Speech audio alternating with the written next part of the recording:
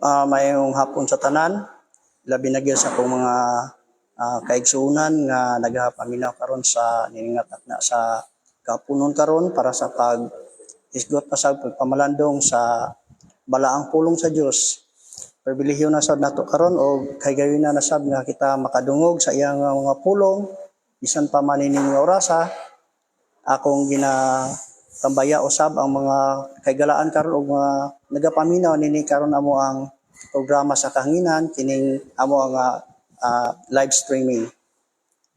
O kini gyapon ang yung ubos nga laga pagtuon karon magampo na kita. Balaan o langit mo na mga amahan karon nga kaurason Ginoo sa haponon Lord among ginampo na sab kay na mo imong ngalan Ginoo ginahimaya na imong ngalan nangay ko kanimo Lord nangay kami sa imong Ginoo nga giya Lord bisan pa man amahan akong ginampo nga ang imong pulong nga pagahisgutan karon nga kahit oras nga maugay ang matuboy Ginoo maugay among madayeg Lord ang imong pulong Lord akong ginampo kanimo nga gamita ako maitili sa imong buluhaton Lord himo ako Ginoo nga tagapamaba isip nga karon usab nga orasa sa pagasulti usab sa imong pulong i-kontrolar ang palibot aman nga langit nun akong ginampo kanimo nga ikaw maghatag Ginoo og kadaugan bisan pa maning orasa kining tanan among ginampo sa ngalan Jesus Christ nga among Ginoo. Amen. Our topics karon nga kahaponon mga igsoon as usual lang gyapon kini kaning the major judgment in the Bible or the 7 judgments of God. We're covering now 2 judgment today, kaning the judgment of Israel and the judgment of the nation. Because both of these judgments takes place when Jesus Christ comes back at the second coming to earth at the end of the 7 years tribulation period. O kini nga mao nga mga judgments o kini nga mga paghukom giandam kini alang na usab sa pagsulod sa kining gitawag og kingdom age or millennial reign of Christ. Og atong hinumduman nga karon ani ana kita karon diin sulod sa church age kung diin kita karon nanginabuhi isip Kristohanon. Ang church age nagsugod sa crucifixion of Christ hantod sa rapture or the rapture of the church. Atong hinumduman nga ang church mao ning mga believers. Ang believers mao siya ang the church, the body of the church is the believers. O dili lamang kay ang ato nga iglesia, ang among iglesia mo ang mga believers, bisan pa man ang katong mga nagkalaing nga denominations or nations or race or lahi, as long nga gidawat nila si Jesus Christ as ilang kasing-kasing as their personal Lord and Savior, makaangkon sila og kaluwasan og matawag sila nga believers. Dili po nang pagdawat sa Ginoo pero napay additional nga ampuan kay murag questionable pod ang iyang pagtuo pagsalig sa Ginoo kay napa siya additional nga iyang gi sangpit nga mga unsa pa diya nga additional sa iyang pagsangpit sa pagdawat sa Ginoo dili ka na mao kundi ang pagdawat gyud sa Ginoo siya lang gyud og wala nay additional pa nga like for example musangpit pa ka ni Apostle Peter gawas sa pagdawat kay Jesus Christ o ka musangpit pa ka kay Apostle Paul gawas pa gyud sa imo na pagdawat sa Ginoo dili ka na mao kundi in Christ alone. Kay gani si Apostle Peter katong sa Acts 10:25 nga naay nagluhod sa iya nga kanang si Cornelio na iyang nakahibalag si Cornelio og mi luhod sa iyang atubangan kang Peter si Cornelio pero gibadlong ni Peter ayaw pagluhod nako kay tao lang po ko nga sama nimo. How much more nga karon nga waldi ko ana gituha kanang original gituha nga si Peter moy kanang ludhan. How much more karon lang nga kanang mga statue na lang ni Peter nga wala bisan pa og siguro unsa pa na ka gwapo inyong logic diha nga kanang kuan man na as a honorarium siya nga monumento kay atong mga kuan katong mga mayor ang atong mga senator naana sila yung mga monumento atong hari ingon ana sad na siya nga mga kuan dili na wala magtudlo ang Ginoo na wala magtudlo ang Ginoo na gani si Peter ningon nga sa di pa gini monumento ha si Peter pa niya dili gid siya magpa-luhod kay tao lang pud siya nga sama kaninyo. Bisan pa man si Apostol Paul og si kining si Barnabas gi alaan si Barnabas nga si Mercury unya si Peter mao ang si Jupiter kay naanad na gid sila sa una nga ana agi additional nga ampuan ug mao to nga si Peter ug si Barnabas ay si Paul ilang gigisi ilang sinina kay nasubo sila kay ang mga tao nagampo sa ilaha nga tao ra man pud sila nga nangalagad sa Ginoo o kung kita makadawat sa Ginoo as our personal Lord and Savior mahimo usab kita nga mga saints mahimo usab ta nga saints like for example ang akong pangalan Real Saint Real si Brother Christopher Saint Christopher so tanan nga mga believers mabasa nato na sa Biblia nga saints na sila pero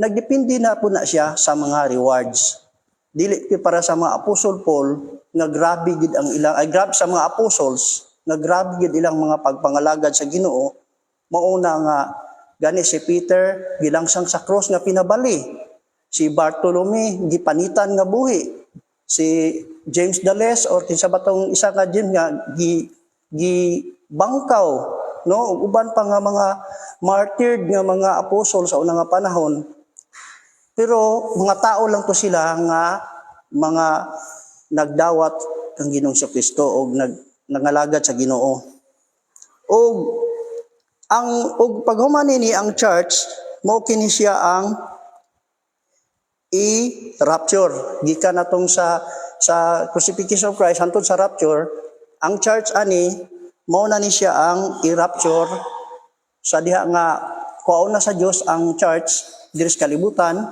dal-on na niya ngadto sa langit ug ang mga believers niini ang ilang mga binuhatan hukman kung ang ilang binuhatan ni lungtad ang ilang binuhatan ni survive sa kalayo sa Dios makaangkon sila og reward ganti dayon hatag dayon og pagkahuman niya na mauna ang gitawag og kanang gitawag og kumbira sa kasal no na ay bangkit nga ningon diri sa Revelation 19 blessed are they which are called unto the marriage supper of the Lamb bulahan tong mga nakaapil sa kumbira sa kasal so mao kani karon ang time nga kaning church age nga mao ni sila ang mga qualified nga makaapil aning gitawag og bangkit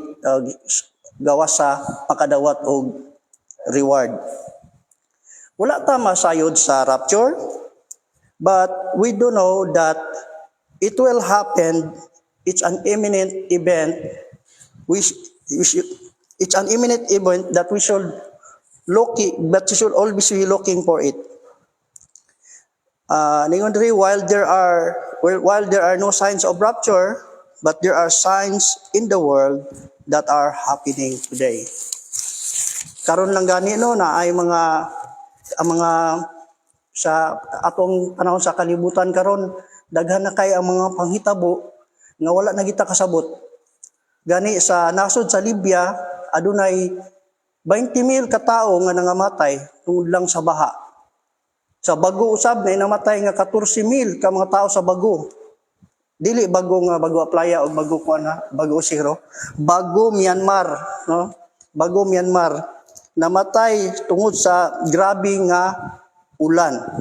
Sa South Sumatra usab sa Indonesia nagkaroon og wildfire o kan gitawag og forest fire nga diin ang Malaysia ni akusar sa Indonesia nga walay pagpakabana sa nahitabo sa transboundary haze. O kung sa maning haze, kaning aso nga may pagkakuan, nagdagdala og mga simptomas. Kaning haze, nagdala ni siya og symptoms of bronchitis, asthma, wheezing, ubo, chest discomfort, and shortness of breath. Muna kung makahanggap ta na aso ha, delikado na kanang aso nga na gikan sa Indonesia nga kanang nasunog ang ilang kalasangan. Sa Berlin usab nagkaroon og kanang hailstorm. Dili nang mukuan lang, tulo lang ang kuan, ayos nga marag bato kundi mahalu-aluan pero bagyo nga mga lungkap ang balay ug kanang mga uyog ang mga sakyanan. Mo na nga adunay dako nga flash flood nahitabo dito sa nasod sa Berlin. O sa kuan kaning Ukraine o kaning Russia gira lang gyapon kay karon.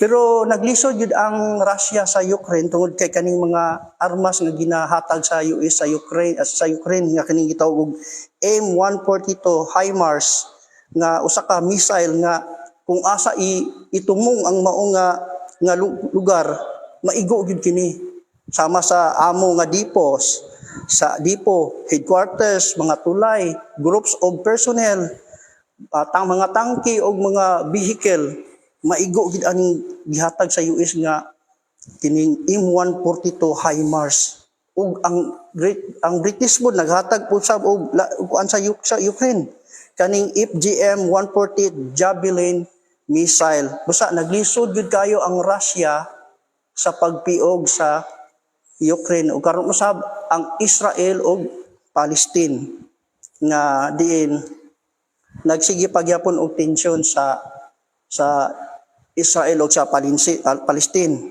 Ug kaning mga Palestine ang kaning mga US ay kining Israel kuya usab di sila og mga armas. Na sila Iron Dome, Arrow 2, Arrow 3, David Sling o kaning ilang bag-o na usab nga armas kaning hypersonic missiles 5 times speed of the sound ang kaning hypersonic missile sa una no mura lang ni games ba nga kaning murag alambre nga sonic kanang labi na dula nga sonic wings pero karon na tinuod lagi sa panahon nga naa gid ay armas nga ingana niya ang ang gikasubuan po sa mga Israel kay naa po di ay ngunana nga armas ang Iran kaning hypersonic wings.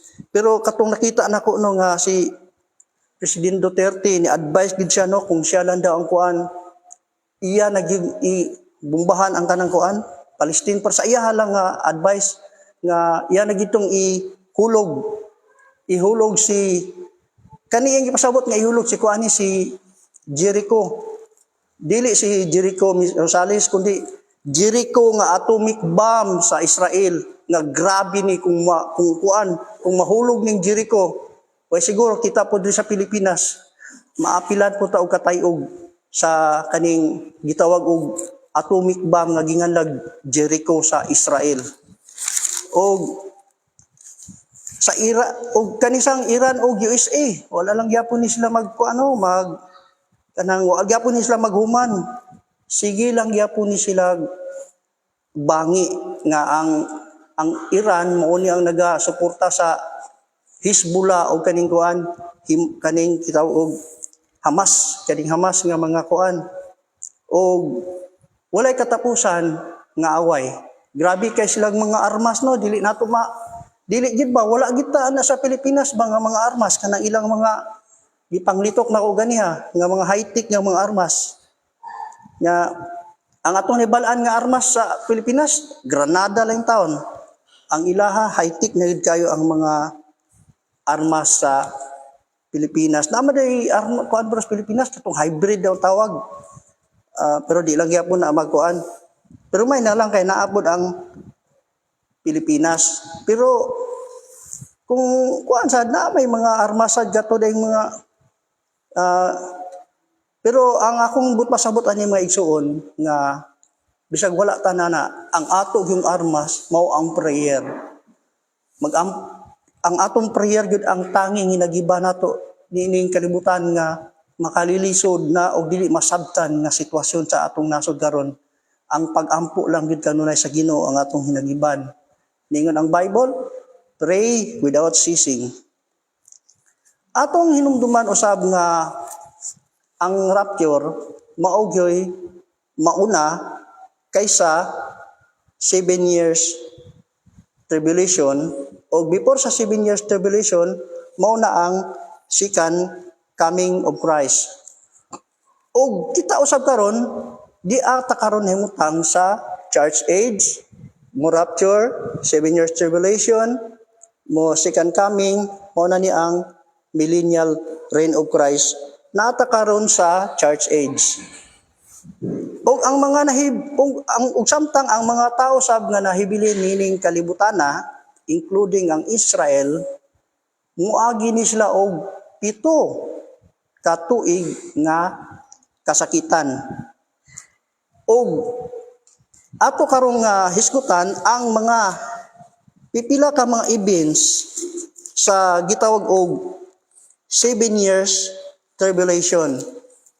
Og ang mga events ani nga 7 years tribulation mao kaning according sa Daniel 9:27, daan ang Antikristo mo pirma og pakigsaad alang sa 7 ka tuig nga alang sa katuig sa Israel. Og mao kani ang panghitabo nga di nagsugod ang gitawag og tribulation period. Kay after anang 3.5 years, mugawas man yung kulor nga di ipaundang na niya ang mga halad.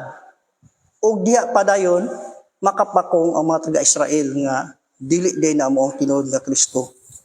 Og diri sa Revelation 6:1-2 mauna ni ang unang pag-upin sa silyo sa Ginoo. Si Jesus Christ iyang abrihan ang unang silyo nga linukot nga basahon nga diin adunay nagkabayo nga nisakay sa kabayo nga puti nga mao ang Antichrist. Gamiton niya ang demokrasya o pakigsaad sa kalinaw ug tukudon niya ang iyang gitawag og one world government.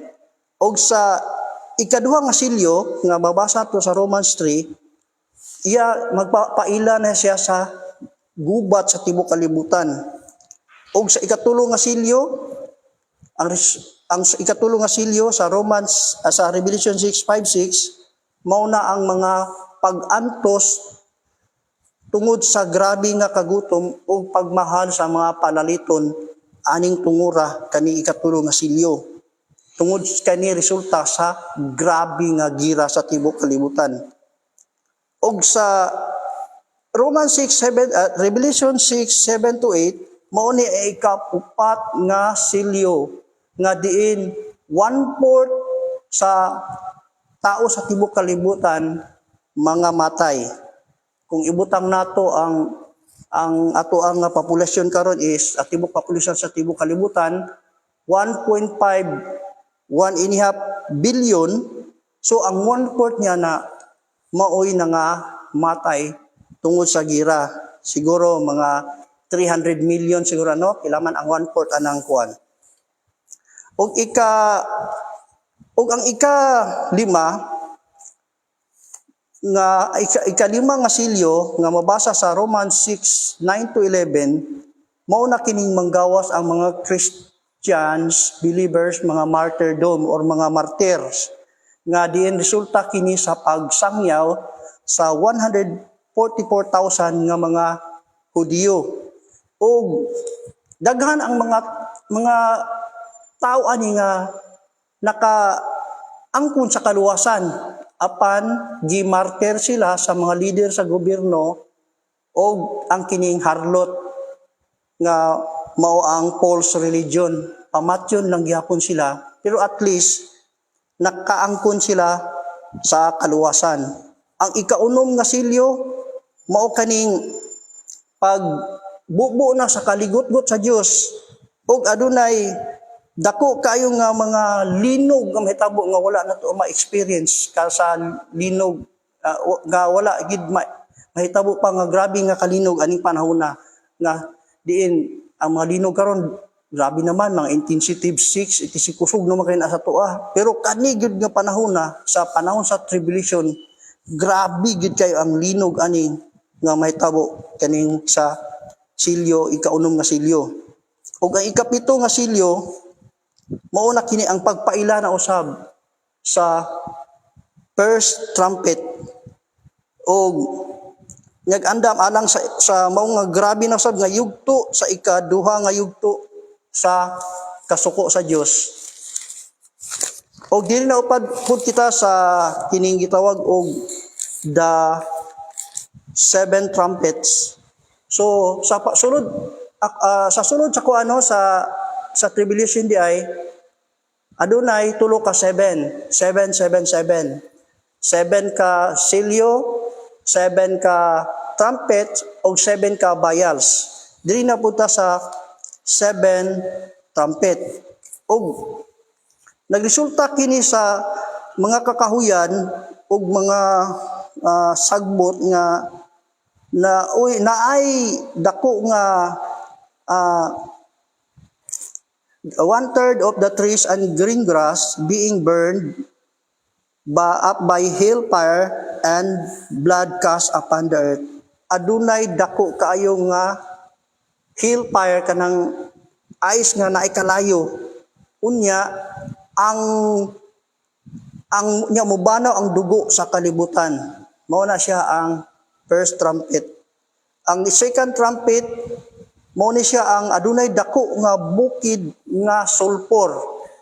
Ano nya mohulog sa dagat ug ang tanan nga mga isda sa dagat mga matay ug tanan ng mga nilalang sa mga dagat mga matay dinhi ug 1/3 sa tibuok kalibutan nga mga barko mga lunod. Ug ang ikatulo nga trumpet mao kaning kining gitawag og mahulog ang meteor na meteor nga mahulog nga gitawag kini og wormwood or pait nga mahulog kini ngadto sa kinausukan sa tubig sa kalibutan kinatuburan sa tubig kalibutan ug ang 1/3 nga mga sapa nini mga pait ug may resulta sa milyon ka mga tao nga mga matay. Ang fourth trumpet mao kaning 1/3 nga dili na kayo mohayag ang adlaw. Ang moonlight ug ang stars dili na kayo siya maghatag og kahayag niini og adunay special angels or flies nga magawarning sa judgment na usab nga muabot. Og ang ikalima nga trumpeta nga muabot ang ngilngig nga demonyo sama sa usa ka nilalang sama sa usa ka scorpion or tanga nga og dulon gikan sa nga mugawas na gikan sa bottomless pit og dili makahimo ang dili makahimo sa pagpatay sa mga tao kani nga mao nga scorpions ila lang torturon pero dili na maayo ang mga tao dili na makahimo pagpatay ug kani mga taong napaakan pangitaon nila ang kamatayon apan dili nila kini makit-an. Ang ikaunom nga trompeta nga diin adunay 2 million ka mga horsemen ang nangamatay taliwala sa 44 month mga matay ang mga adunay dako nga pag tinatakay o kining gitawag og 666 og mao kani ang nahitabo sa ikaunom nga trompeta og ang ikapito mao kaning gitawag og Christian martyrdom. Aduna pay gitawag og 7 vials apan kadto sa ang akong kuan yung basta kay ang but pasabot nako nga Mao kana siya ang mga sulod sa tribulation period. O paghumani ana ug sa katapusan sa 7 ka tuig nga tribulation, mauna ang ikaduha nga pagbalik ni Jesus Christ sa kalibutan. Kauban sa iyahang mga believers or mga magtotoo. Og moabot si Jesus og iyahang pildihon ang Antikristo ug ang kasanduluha ug ang iyang mga army ninis kalibutan.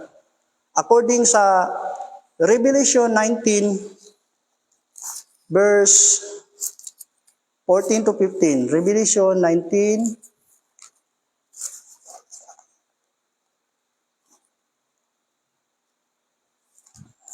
14 to 15.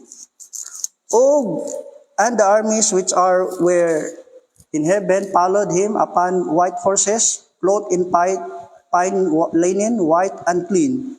And out of his mouth goeth a sharp sword, and with it he should smite the nations, and he shall rule them with a rod of iron, and tread it the winepress of the fierceness and wrath of Almighty God. So, iyahang pildihon ang mga sakop sa Antikristo ug bisan pa man ang Antichrist abot na niya. Unya sa Revelation 20 verse 1, iyahang gapuson si Satanas ug ihulog ngadto sa bottom lispit. Ug unya aduna siya duha ka mga paghukom nga pagahimo dinhi sa yuta. Ang paghukom una sa Israel. Nga mabasa nato siya sa ang paghukom sa mga tao sa Israel dito niya pagabuhaton sa wilderness of the people. Ezekiel 20 verse 34. Ezekiel 20 verse 34 and 35. Nagaingon. And I will bring you out of the people and will gather you out of the countries wherein ye are scattered with a mighty hand and with a stretched out arm and with fury poured out. And I will bring you into the wilderness of the people, and there will I plead with you face to face. So, pagakuhaon sa Ginoo ang tanan nga mga Israelites sa nagkalalain nga mga country kung din asa sila naga-sojourn or asa sila naga-puyo. Og ibutang sila dito sa usa ka dapit aron nga hukman dito sa gitawag og wilderness of the people, and there will I plead with you face to face. Og atong moambak kita sa verse 38 diri nga diin ang kaning mga Israel kini nga mga nasilutan sa paghukom sa Dios. And I will purge out from among you the rebels and them that transgress against me. I will bring them forth out of the country where they sojourn, and they shall not enter into the land of Israel, and ye shall know that I am the Lord. So ang mga rebuilding nga Israel o katong mga naga-transgress kaniya, kuwaon sila gikan sa mga nasod nga asa sila nagpuyo, o dili na po sila makasulod sa Israel. But pasabot, pamatyon sila o silutan sila sa Dios. O ang mga naluwas usab, mabasa usab nato diri sa Ezekiel 20 verse 37. And I will cause you to pass under the rod, and I will bring you into the band of the covenant. This refers to the Israel or the Jewish people who became a Christians during the preaching of the 144,000 or the two witnesses nga na-convert sila o nakadawat sila o nakaangkon sila sa kaluwasan. O there is a figure of speech nagaingon diri, and I will cause you to pass under the rod. Nga diin adunay pagkakahukom nga nagahisgutan ini. It says here, have pass under the rod under the judgment of God. O kani nga mao nga rod naga-represent kini siya og kaning gitawag og Great Tribulation. Nakalabang sila sa gitawag og a tightening of the pressure, ug nakatuod sila sa kaluwasan pinaagi sa pagsangyaw sila sa mga magsasangyaw. Mao ni sila ang mga giagto gibutang sa Ginoo ngadto sa band of the covenant. Gibutang sila sa higot sa pagpakisaad nga mao ni sila ang makasulod sa gitawag og Kingdom Age or Millennial Reign of Christ. Diri usab kita sa mga the judgment of the nations. Sa Matthew 20, asan Matthew? Matthew 25,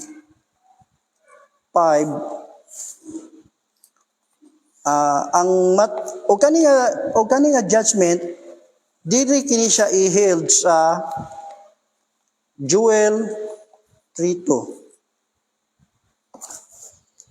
Joel 3:2. Nagaingon diri sa Joel 3:2.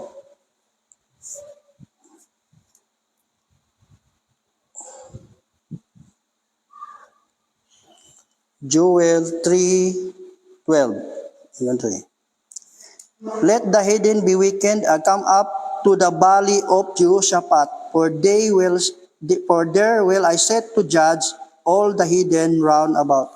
So, ang judgment of the nations, pagahimuon dito sa valley of Jehoshaphat. Magtuta sa Matthew 24 to 30. Matthew 24:30. And then shall appear the sign of Son of Man in heaven, and then shall all the tribes of the earth mourn, and they shall see the Son of Man coming in the clouds of heaven with power and great glory. And he shall send his angels with a great sound of trumpet, and they shall gather together his elect from the four winds, from one end of heaven to the other. So, mauna ni siya ang pag-abot, ang second coming of Christ, no? Nga diin kauban niya ang iyang mga angels o ang mga saints, o magagto na ta sa Matthew 25, o dili usab sa Matthew 25:31. When the Son of Man shall come in his glory, and all the holy angels with him, then shall he sit upon the throne of his glory, and before him shall be gathered all nations, and he shall separate them one from another, as a shepherd divided his sheep from the goats. And he shall set the sheep on his right hand, but on the goats on the left.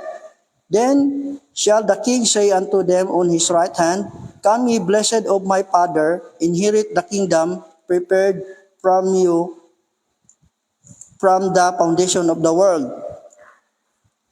Matthew 25:31 to 45 niya. For I was hungered, and ye shall give me meat. I was thirsty, and ye give me drink. I was a stranger, and ye took me in. Naked, and ye clothed me. I was sick, and ye visited me. I was in prison, and ye came unto me. Then shall the righteous answer him, saying, Lord, when saw we thee an hungered, and fed thee, or thirsty, and give thee drink? When we saw thee a stranger, and took thee in, or naked, and clothed thee? Or when saw we thee sick, or in prison, and came unto thee? And the king shall answer and say unto them, Verily I say unto you, inasmuch as ye have done it unto of the less of these my brethren, ye have done it to me. Then shall he say also unto them on the left hand, Depart from me, ye cursed, into everlasting fire, prepared for the devil and his angels. For I was an hungered, and ye give me no meat. I was thirsty, and ye give me no drink. I was a stranger, and ye took me not in. Naked ye clothed me not, sick and in prison, and ye visited me not. Then shall say also answer him, saying, Lord, when saw we thee an hungered, athirst, or a stranger, or naked, or sick, or in prison, and did minister thee? So nakita na to din, no, nga adunay duha ka klase nga grupo nga gihukman sa Dios. Ang kaning grupo sa mga kanding o grupo sa mga karniro. Ang mga grupo sa mga karniro, mao ni sila ang mga maluwas or makasulod sa gitawag og kanang kingdom age. O ang kaning mga goats, mao sila ang hukman. O kani sila na gibutang din nga the brethren. Resulta kini sa pagsangyaw sa ila sa kining brethren of Christ nga kaning 144,000 nga ingon pa nila nga kani kanong 144,000 mao daw ni siya ang kaning na-convert sa panahon sa pagsangyaw pud sa 1,260 days sa kuan sa two witnesses sa first nga quarter sa kuan, first half sa 7 years tribulation. Pero ang qualification kay ang 144,000 kung missionary na sila, ingon diri nga dili man sila dili man sila makasala, wala sila kanang lie sa ilang nga baba unya they are virgins no nya kung kanisang mga kuan mo ni siya na convert wa mata ka siguro kung sila bagid ni nga mga kuan basta kay atong hibalaan diri nga adunay 144,000 nga musangyaw anang panahona kay aron nga makaangkon og kaluwasan usab ang mga tao nga nasa anang panahona sa kuan.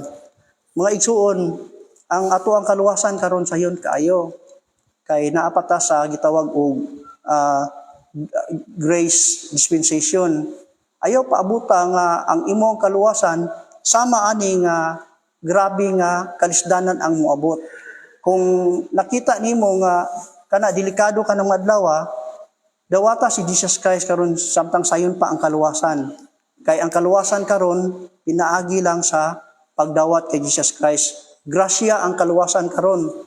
Ang simbol sa kaluwasan sa grace dispensation usa ka regalo, gift. Apan ang simbol sa gitawag og great tribulation nga kuan nga kaluwasan is arad.